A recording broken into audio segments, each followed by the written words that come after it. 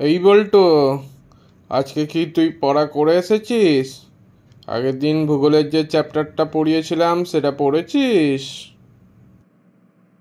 হ্যাঁ স্যার, পড়ে এসেছি তো। পুরো চ্যাপ্টারটা মুখস্থ করে এসেছি। আচ্ছা, তাহলে বল দেখি, পৃথিবীর আকৃতি কীরকম হয়? এটা তো আমি জানি স্যার। এটার উত্তর হবে গোল। বাহ, বাহ, সুন্দর বলেছিস। এবার এটার একটা প্রমাণ দিয়ে দেখা দেখি যে পৃথিবী গোল হয়। স্যার, এবারের প্রথম সপ্তাহের পরীক্ষায় আমি লিখেছিলাম পৃথিবীর চ্যাপ্টা হয়, সেটা আপনি কেটে দিয়েছেন। তারপরের বারে লিখলাম পৃথিবী লম্বা হয়, সেটাও আপনি কেটে দিলেন। তারপরের বারে লিখলাম পৃথিবী চৌকো হয়, সেটাও দেখলাম আপনি কেটে দিয়েছেন।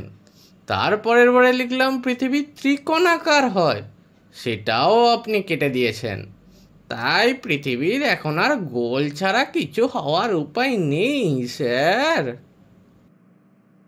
বাবা, তোর প্রমাণের চক্করে তো আমি ভূগোল ভুলে যাব রে।